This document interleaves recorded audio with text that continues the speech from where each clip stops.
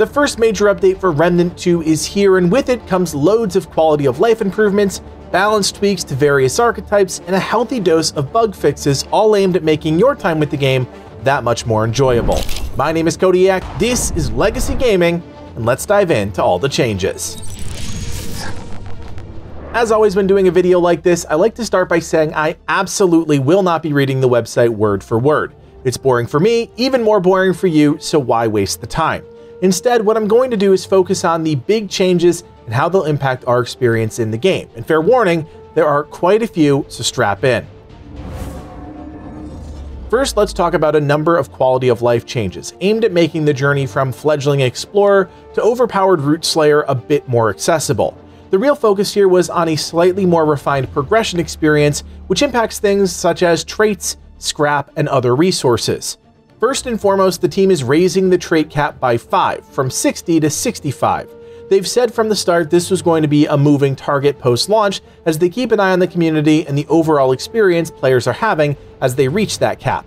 For players like yours truly who completely botched their trait build the first time around, you'll also be happy to know that the Orb of Undoing, sold by Wallace and used to reallocate your trait points, now has unlimited uses. This means unlimited respecking from here on out, and as a huge fan of that functionality, all I can say is yay. Any additional tomes of knowledge found out while adventuring after hitting that cap will also now reward scrap and EXP, which was a bug that was on the team's radar since launch. So great to see they're addressing that quickly, as a lot of players are now starting to level up additional archetypes, and this helps slightly speed up that process. There are also a number of basic scrap changes that I think will make a lot of players happy, including removing the scrap cost to turn a mysterious item into an engram, lowering the luminite crystal cost from 10 to 5 to turn a mysterious item into an engram, increasing the scrap gain from breakables, regular, and rare chests, and increasing the scrap gain from killing aberrations. All in all, good stuff. Changes that are direct responses to player feedback on both Reddit and Discord, so as we've been saying from the start, we're working with a dev team that's passionate about their game and cares about the community. Things get more interesting when we talk about balance changes, and from top to bottom, there are a lot of adjustments that I think are going to make a pretty massive impact on the current landscape of the game. So in this patch, we see the following archetypes getting significant buffs to their perks or skills: the Explorer, Archon, Challenger, Handler, and Summoner. For the Explorer, their damage perk Scavenger is getting a 5-second increase to the buff duration, changing from 15 seconds to 20 seconds. Their skill, Gold Digger, is also having its duration increased by 5 seconds, changing from 15 seconds to 20 seconds. Additionally, the Gold Digger Healing Fountain is receiving a buff increasing from 1.5 healing per second to 2 healing per second. The Archon is also receiving a balance pass specifically to address a bug tied to Havoc Form, which allowed the ability to do an absurd amount of damage up front. Havoc Form Lightning Hands damage is being increased from 28 to 56, Havoc Form Blink damage is increasing from 100 to 150, and the cooldown of Havoc Form is being reduced from 120 to 90 seconds. While the Challenger is only receiving one small adjustment, it's got a significant impact.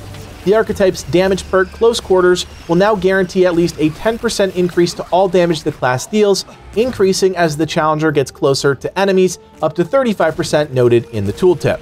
The Handler is also receiving a buff to 2 core aspects of their kit. The range of their damage perk, Pack Hunter, now extends up to 40 meters, up from 25, which should be a net damage increase given the additional flexibility. On top of that, the base max health of the Companion is being increased, which is really good for guard dog spec handlers. Finally, we have one small change to the Summoner, an increase to the base max health of the archetype's Hollow and Flyer variants.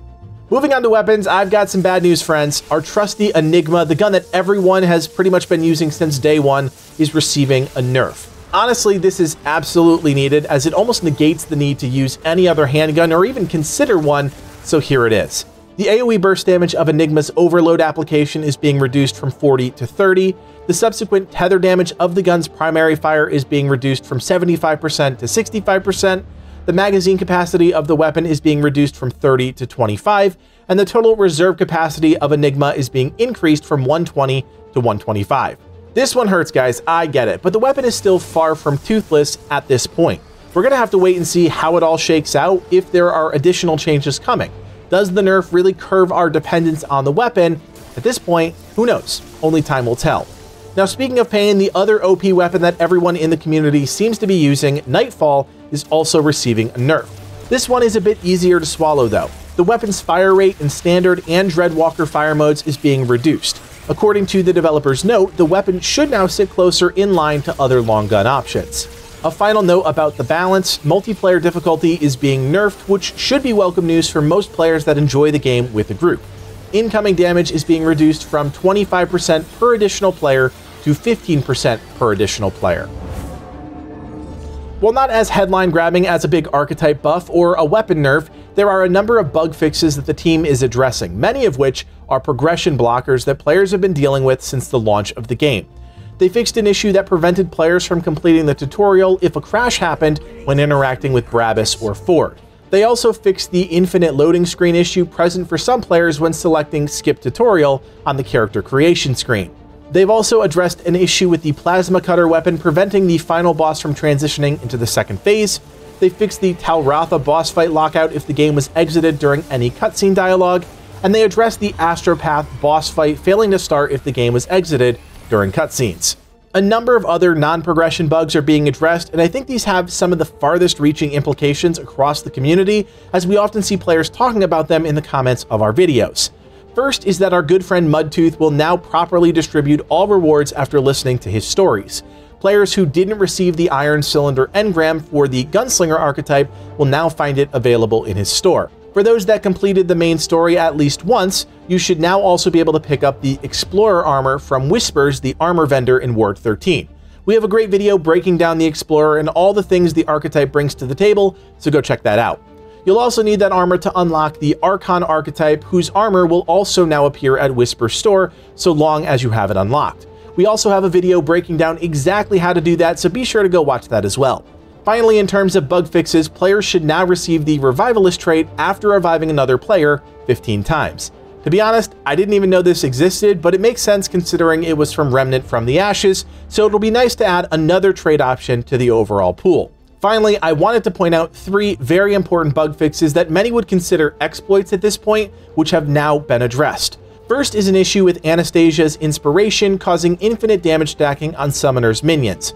This has been a popular way to cheese encounters in the game, which should no longer be a thing. The team has also fixed multiple scenarios where players would use interactives to transition through walls, such as the High Five exploit used in Morrow Parish to farm aberrations in Simulacrum. Finally, the Scrap Farm exploit that's been making the rounds is officially off the table, as players can no longer continuously spawn severed hands in the loathsome sewers and set up macros to cash in on an endless supply of rings. There are a number of other bug fixes I encourage you to go read about, but I think the main thrust of the patch is this. Gunfire Games is paying attention to the community and making quick adjustments to the game. Considering it was released just over a week ago, I think it's safe to say the future of the game is in good hands. Friends, I hope you enjoyed this video and you're excited to dive back into Remnant 2. We still have a ton of content planned for you, so if you appreciate all the work that goes into creating these videos, do me a solid, hit that thumbs up, and consider subscribing. You could also join us on Discord if you want to hang out with the team, talk about great games, and enter for your chance to win tons of free prizes. That link, as always, is below. My name is Cody Yakin from everyone here at Legacy Gaming. Thanks for watching, and play on.